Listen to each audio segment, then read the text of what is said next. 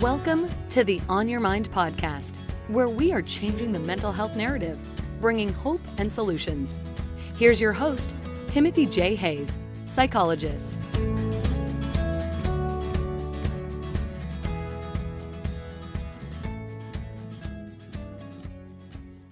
Dr. Andrew Pleener is the founder and director of Same Here, Psych Alliance. Dr. Pleener, thank you for being here. It's great to talk to you. Thank you so much for having me here, Timothy. Really appreciate it. Well, the Journey's Dream seems very aligned with Same Here, and I'd love to hear how you got into the work you're doing and what drives your passion for it.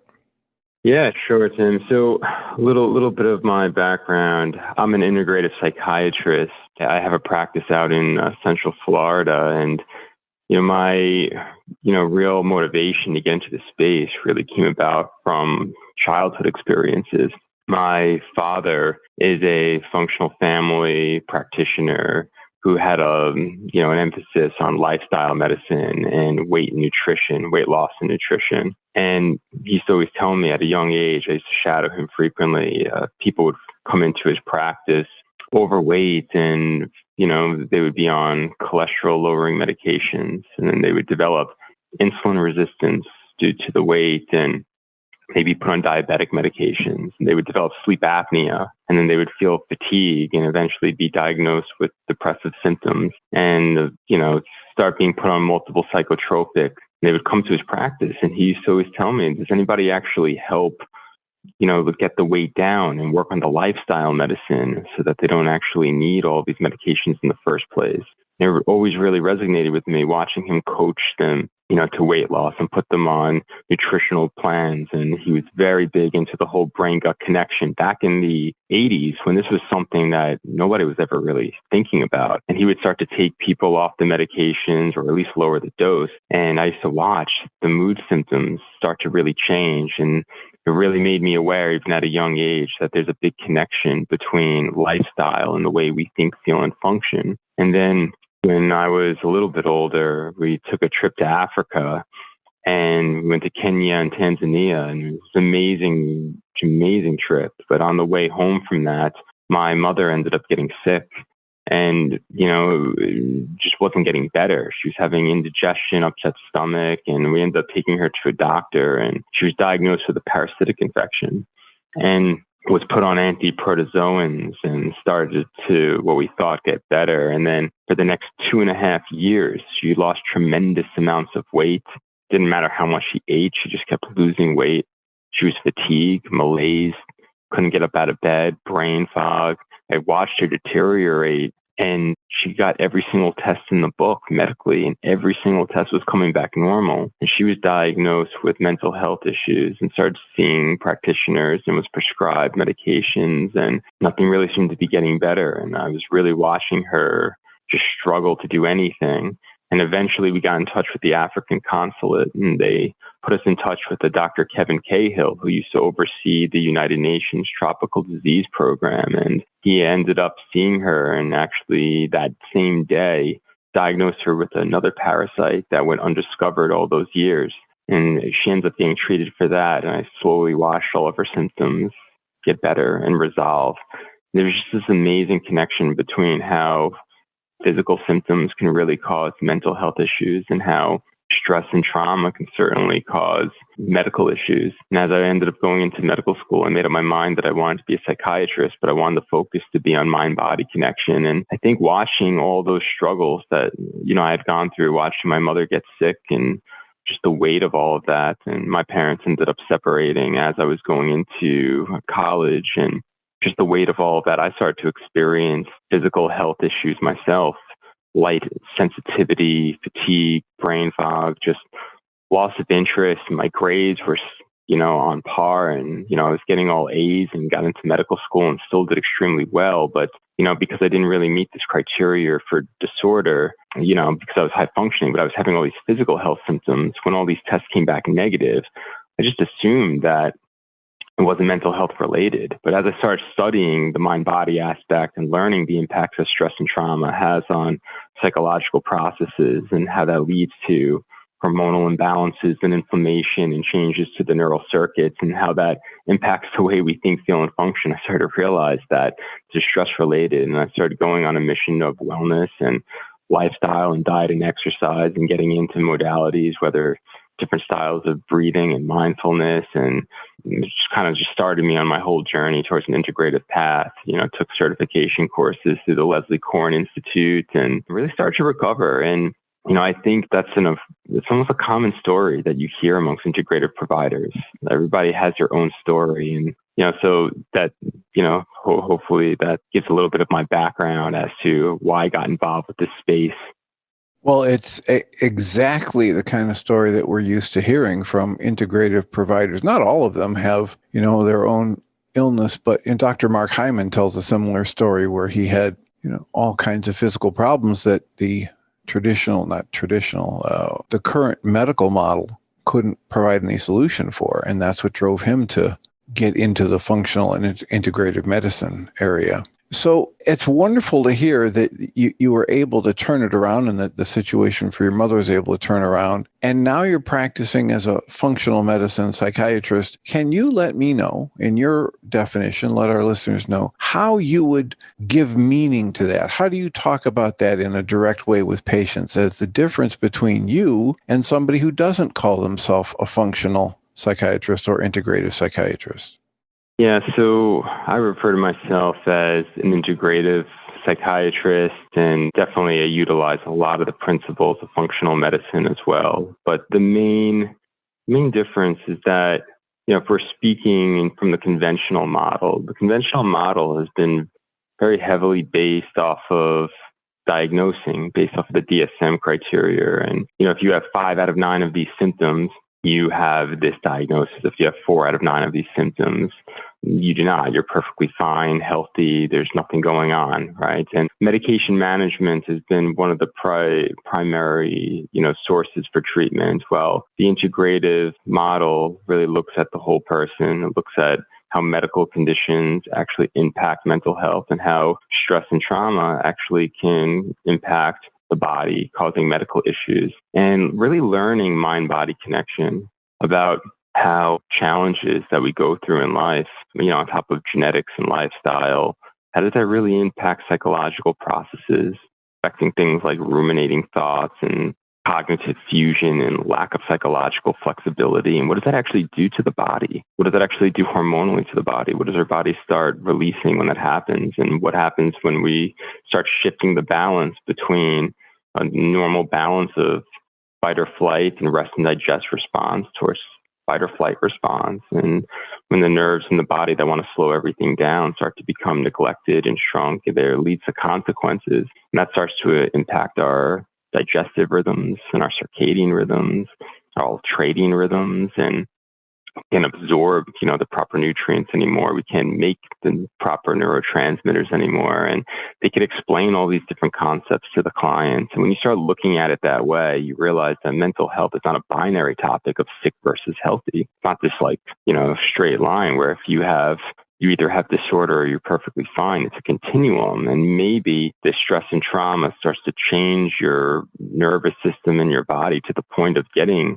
disorder, or maybe it's manifesting in low reaction time, poor decision making, fatigue, missing free throw shots. And then what are all the different ways that we can help push these processes back towards pre-trauma states using various non-medication modalities in combination with conventional modalities? It's just about knowing that there's other ways to really get to the source. So whether we're talking about diet and lifestyle or micronutrients or alternative ways outside of meds to regulate sleep. It could be as simple as recommending blue light blocking glasses to help increase melatonin at nighttime because we're on all these screens all the time, and how we can start utilizing B complex vitamins in the morning, or B12 in the morning, and what are many different botanicals that we can use as alternatives to medications that are a little bit more natural. And so to me, it's really looking at how the underlying medical conditions are affecting our body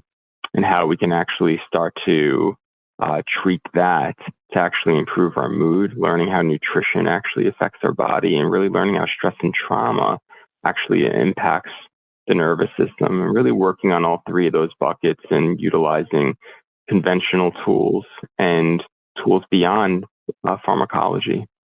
Wonderful. And so at somewhere along the line, you're decided to be the founder and director of Same Here Psych Alliance. Can you tell us about that entity and what you're hoping to do with that? Yeah, so I'll give you the backstory on Same Here. I mean, the mission of Same Here is to change the way mental health is perceived and practiced on a global scale. We're a collective entity of celebrities and influencers and everyday people and CEOs and practitioners and star experts, advocates, all really holding hands saying that mental health is not a topic just for the 1 in 5 that are labeled with mental illness. It's a topic for 5 in 5. This is something that we all go through because we all face challenges in life, whether it's divorce, breakups, job losses, or what everybody's going through right now with COVID-19. And, these experiences impact us on this continuum, maybe to the point of disorder or maybe to the point of lack of wellness. But it's certainly just like physical health. We all have mental health, and we should be proactive about it. And we're all holding hands with all these different advocates championing Same Here, which is the American Sign Language sign with thumb to the chest, pinky pointing out. It means I've been through a challenge that's impacted my body. You've been through a challenge that impacts yours. To relate to each other, the way a soldier who is in war, the way his neural circuits are impacted, it's not so different from the way my neural circuits were impacted watching my mother deteriorate. And when I went through my own struggles when my parents separated, not so different from somebody that loses a child from SIDS or a boxer that's 11-0 and gets knocked out for the first time and is now having ruminating thoughts every time he steps into the ring. Maybe it manifests differently, but the circuitry involved is rather the same. We're part of the same tribe. We didn't know it, hence this concept of Same Here. And it's a movement that's spreading across the U.S. and now global, really showing that this is a topic for everybody. And that's what really breaks down stigma. The origins is a person, it all was derived from a personal lived experience. Eric Hewson is the founder of the Same Here global mental health movement. He's a sports exec. He had worked in the sports industry for many years with the New Jersey Devils and the Phoenix Suns. And eventually he landed his dream job with the Florida Panthers, an NHL hockey team out in South Florida. And he was really brought in to become the CEO of this company. And all of a sudden, out of the blue, he was just stopped in his tracks with debilitating physical issues, which we now know is mental health, but just to show he had no idea. He never had any past history, quote unquote, of mental health history. He had never seen a psychiatrist or a therapist. He had no idea what this topic was. And all of a sudden, he was having brain fog and malaise and couldn't put together sentences, couldn't have a single original thought, as he actually states it, couldn't remember the middle names of his siblings. And he had no idea. His automatic thought was that he was having a brain tumor. And he ended up taking a step down just to get some medical workups, thinking that they would find something. Everything came back negative. And then he ends up referred to a conventional practitioner. He ends up leaving that first appointment with 5 different psychotropics. But, I guess sort of thinking what we see in, commercials, you're sick, you take an antibiotic, you get better. Antidepressant sounds quite similar. He thought that this was the normal way to do it and that he would get better. And just 2.5 years ends up going by and he's put on over 50 different psychotropics, thinking that he's doing everything that there is to really work on this, laying in bed, staring at the ceiling, going through all these side effects of these medications, seeing doctors, doing a 4-week washout, trying new combinations. Just 2.5 years goes by. He has to permanently leave his position. Eventually, he's told that he has treatment-resistant mental illness. He ends up getting TMS therapy. And then eventually ends up going to a hospital and is told by the head of the hospital that he's literally has tried every single thing that there is. His last resort is shock therapy. And, this is a big part of our movement because he was terrified to hear last resort. It wasn't shock therapy. It was this idea that when shock therapy didn't work out for him, he believed that his life was over. There was no hope. And when you tell somebody this is your last resort, you take away hope. When you tell people that there's all these different modalities out there that can get to the source, give hope. And part of our movement is to make sure nobody ever has to hear those words ever again. He ends up leaving Florida. He's living with his parents out in New York. And parents are in the school industries. Father's a principal, mother's a teacher. They end up getting connected to an integrative psychotherapist and, just blown away by the work that she does. Says, Eric, you have to try this. And he was skeptical, ends up giving it a shot. And she's the first one that really explains this concept of breathing and how when we're stressed for such a long period of time, there's this nerve that starts to lose tone. And we could actually stimulate this nerve by doing these rhythmic breathing exercises. And we could start communicating with our brain through these rhythms to tell our brain that everything is safe, and how we could actually improve digestion and lower heart rates and reduce inflammation. And she was the first person to explain this. She's also the first one that started the conversation with, Eric, tell me about your life instead of what are your symptoms. He ends up to explain this concept about how his brother, his whole entire life, was in and out of hospitals with cancer. His older brother had leukemia, ended up going into a coma, came out of the coma, went into septic shock. Father had to donate a kidney. Cancer kept coming back. He was deteriorating. Several of his friends later on in life ended up dying of heart diseases. And the thing is, he had zero idea that this was ever a topic that was impacting him, because he thought that stress and trauma is something only for military soldiers. It was his brother that was going through everything.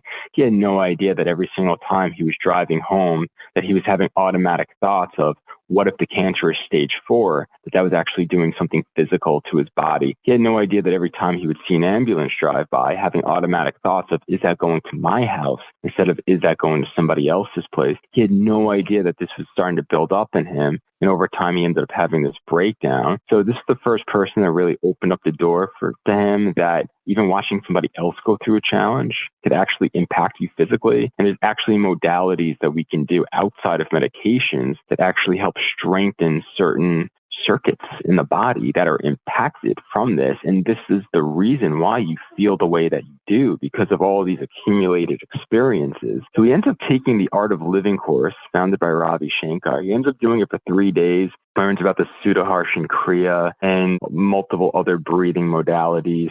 And he ends up sticking with this for about 30 days. The course is 3 days, but he sticks with it for about another 30 or maybe 40 days. He starts to notice a difference. And he ends up from there getting connected to an integrative pioneer, Dr. Richard Brown, pioneer in the space. He's faculty over in Columbia's program, author of The Healing Power of the Breath, definitely a must read.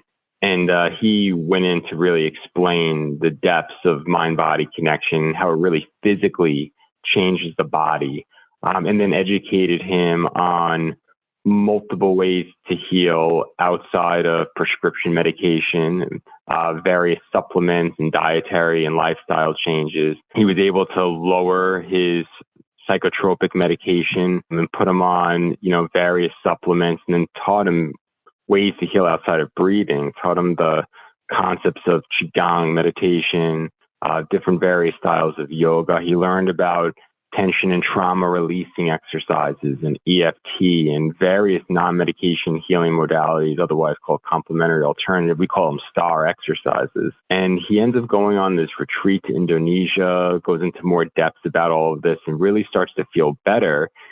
When he comes back, he connects the dots on 3 concepts. One concept is, for 2.5 years, every single person was telling him all about medications, and when that doesn't work, you have TMS and shock therapy as your last resort, only to then find out that there's a million other options out there that nobody had ever explained to him before. The second concept, as we mentioned earlier, is that even watching somebody else go through a challenge can actually impact your mental health directly.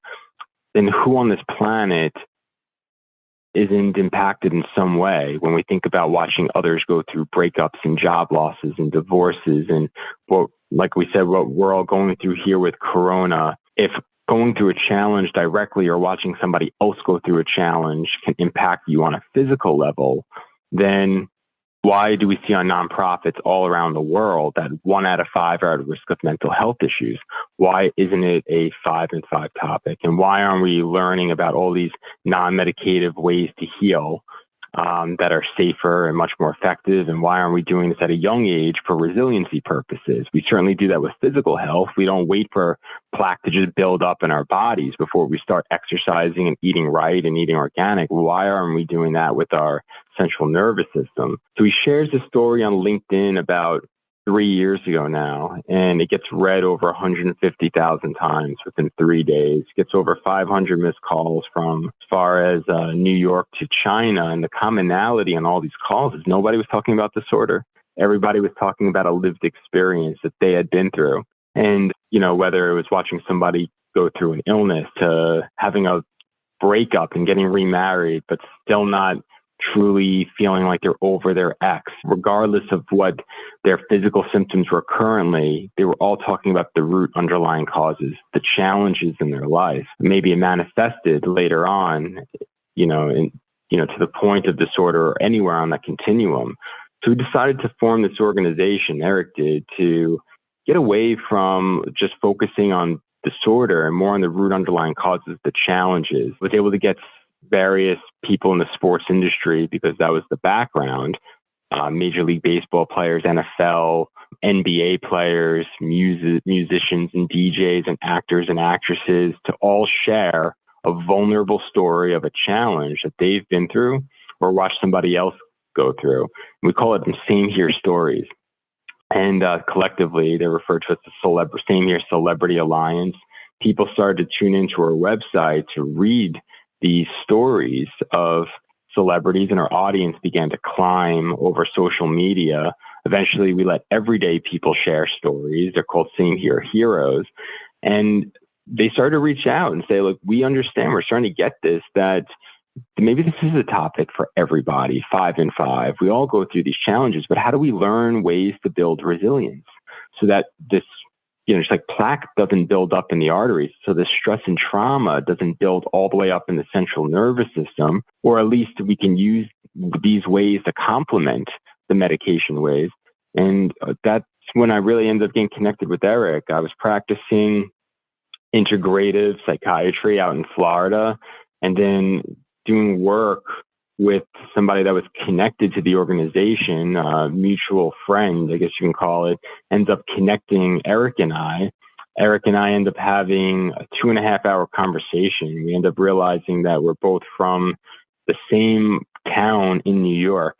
Actually went to the same high school, just about 6 years apart, never knew each other in the high school, but it was just very serendipitous feel. And we wanted to bring awareness. We had this idea, let's bring awareness to these non-medicated healing modalities. People want this. Eric had no idea any of this existed. It's not taught in medical school. It's not taught in residency. 7 billion people on the planet. We seem to be getting an audience. How do we bring awareness that these modalities exist? But we wanted to get away from calling these modalities complementary or alternative, because some people will say, I don't want to try something complementary or alternative or holistic. I want to go to where the science is, where the medications are. And the word alternative also bothered us, because these modalities have been around a lot longer than conventional, modalities.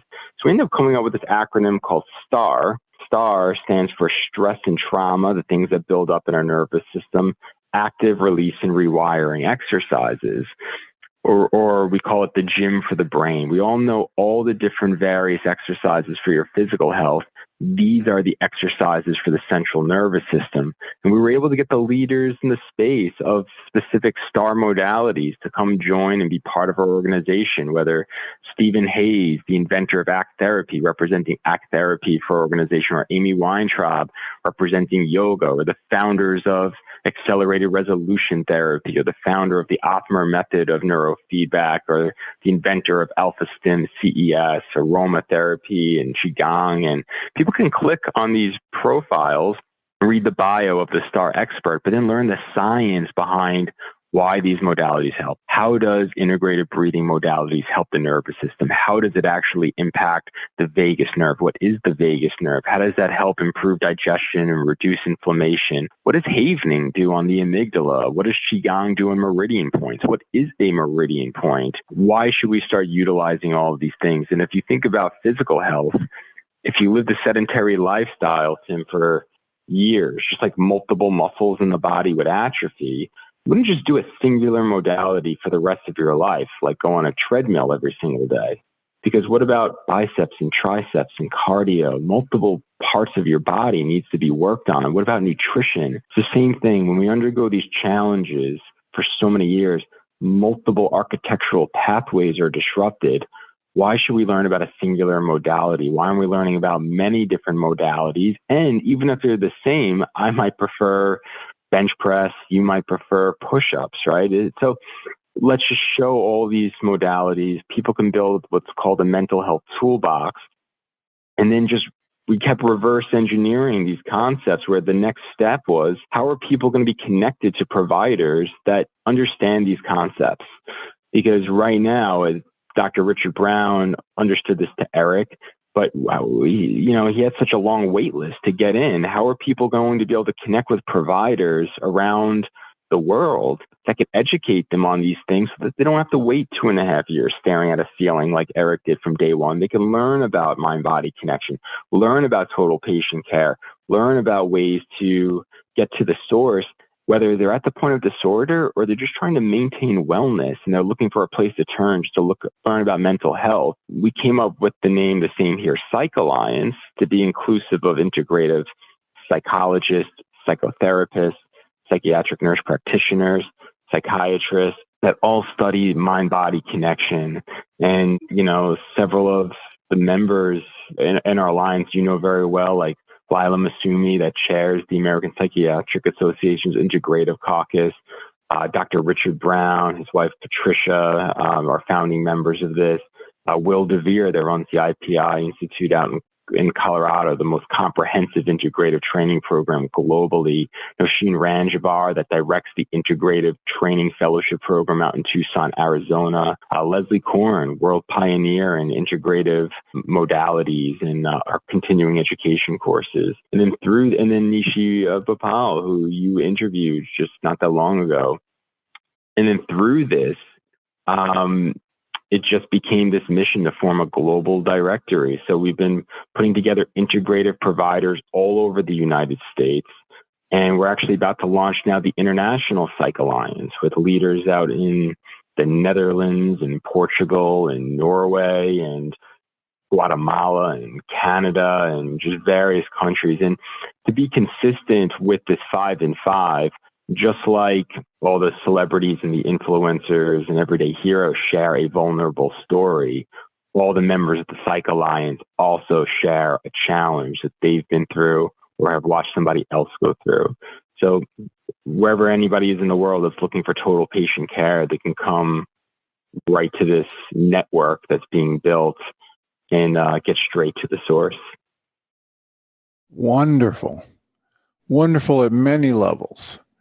And the website, samehereglobal.org, that it contains all of these things like the STAR Alliances and the STAR exercises and those experts, beautifully laid out, easy to navigate, and people can go there. Even from the front page, you've got, especially on the mobile app, it loads up with, the Same Here heroes and Hero of Today. And so I love the inclusive nature of it. Certainly I love the idea that you're pulling together these major resources for some of the traditional medicines and integrate it with, the scientific validation. And this is just downright exciting. It's very, very exciting. How long have you been putting together the STAR Alliance? So I got involved, like the organization as a concept was developed 3 years ago. That's when Eric shared his story, and it became just this movement based off of the vulnerability, the story that he shared, and how he just laid it all out. And it became about forming these networks of the celebrities and everyday heroes. And I got connected about 2 years ago. We started working on building out the STAR Network. The STAR Network is still evolving. It's still growing. We're still introducing. We just got an Ayurveda specialist that's going to be up on the website. We just featured Bonnie Kaplan representing micronutrients through the work that she does out in Calgary. And this is still a growing network as we continue to hold hands and get leaders in the space to come together. As far as the Psych Alliance goes, we launched it last May, the founding members, and we've been growing out the directory ever since. It's been all word of mouth. People are reaching out to get involved. And what's exciting is that we're laying out a pathway now where conventional practitioners can learn about the integrative techniques and be featured on the website. So a lot of conventional practitioners are calling saying, would love to be involved. How do we get on the website? How do we learn about this? Would love what you guys are doing. And we now have, resources where they can get training, whether it's through the IPI, whether it's through Dr. Leslie Korn's Institute, whether it's through Nosheen Ranjabar's fellowship program. And then they can get the training in these models, be featured as part of the network. From growing out these networks together, it's led to collaborations with numerous organizations all about culture change, 5 and 5 continuum model, integrative modalities to be used for resiliency purposes. We have a K through 12 program where we're partnered out with 30 school districts out in New York. Our programs and our curriculums are in many different countries overseas through our partner program, Beluga. These are all culture changing programs where we get celebrities and influencers to share vulnerable stories, work to build student-led mental health clubs, using our Scale app technologies to improve social and emotional communication between teachers and the students, not just for the 1 or 2 students that seem to be acting differently that get referred to a guidance counselor, but to make it part of health in general, asking everybody, where do you feel on this continuum scale? Are you thriving? Are you gliding? All the way to, are you struggling? And then being able to, within this program, share things that are going on in your life that might be contributing to that. And you can start to form connections as I go through challenges in life, directly or indirectly. It actually impacts where I am on this continuum. We work to build out STAR exercise rooms in schools. So just like people learn about push-ups and jump rope and sit up for heart health, you can start to learn about breathing, tapping, and havening for mental fitness. We've partnered with the Department of Defense. We've been in collaboration with numerous colleges from USC all the way through Cornell. We have partnered with the NBA. We just announced our partnership with the Golden State Warriors, building a warrior, the Mind, Body, Spirit series, where we're getting multiple members of these alliances to show the science behind how these challenges actually impact us and share a STAR exercise with the players, with the fans, with the communities. And these aren't one and done events. These are ongoing, year-long, culture-changing programs. We just partnered with the NFL Players Association. So a lot of awesome things are starting to really go from a movement. And our goal is that one day, as I believe you agree with, mental health will be really looked at the same way we do physical health. When it comes to physical health, there's a gym on every single corner. People work out. We learn about from our dentists and our primary care physicians what happens if we don't brush our teeth. This plaque is going to build up and eventually lead to periodontal disease. And we learn about all these different wellness modalities. We learn about what happens if we eat bad food and what it does for the body. And we don't wait. We don't just learn that there's this thing called periodontal disease. And if you don't have this, you do not need to do anything. Keep living your life fine. But that's the message that we're telling the 4 out of 5 group, the 80% of the population that feels that they're not at the point of disorder. They feel that this is not a topic that applies to them, even though their circuits are being impacted. They might be operating at 70% capacity, but why even settle for that? So our goal is to make it so that one day we're as proactive about our mental fitness the same way we are our physical fitness. Wonderful. Excellent. I remember years ago running across a TED talk by a psychologist, and the whole idea was emotional hygiene. And he made the very same point you did. I mean, it's an idea whose time is coming, hopefully catching on like wildfire. So we've given the website. We've got same here, global.org. and people can find out all they need to know about you on that website. I want to thank you so much for this interview. It's one of the easiest I've had to do. You're very well versed in this, and I'm looking forward to getting the Journey's Dream founders connected with the Same Here founder, as we mentioned in a previous talk. Let's make sure we make that happen. And I can't thank you enough for the work you do and for taking the time to talk to us here on the On Your Mind podcast. It's delightful. I look forward to following your work and perhaps getting Journey's Dream and Same Here to collaborate in the near future. Yeah, thank you so much for having me, Tim. I love the work that you're doing. This is an important part of the mission, bringing awareness to all of this. Would love to collaborate with Journey's Dream. I think to really get this message out there, we have to hold hands with people with like-minded philosophies. Your organization certainly is very much aligned. Would love to see this happen. Yeah, the idea coming from one of the people who was a seed for the Journey's Dream organization, Dr. Michael Rice, he's been saying for years, we want to get these tools into the minds, hearts, and hands of every human being on the planet. And that's not something one person's going to do.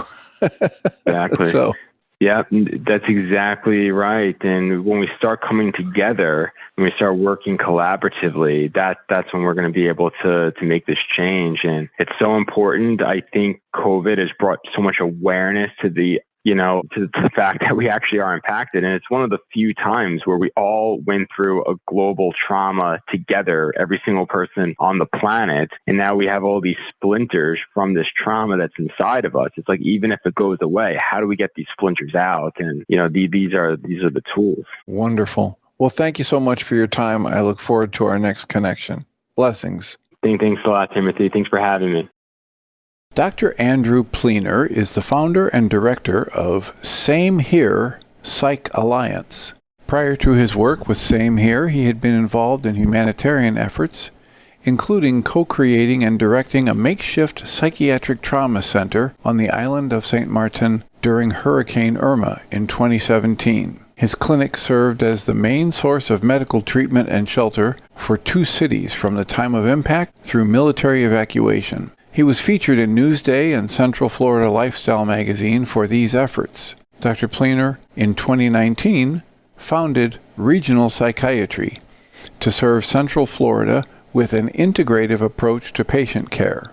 Dr. Pleener is a diplomat of the American Board of Psychiatry and Neurology and a fellow of the American Institute of Stress.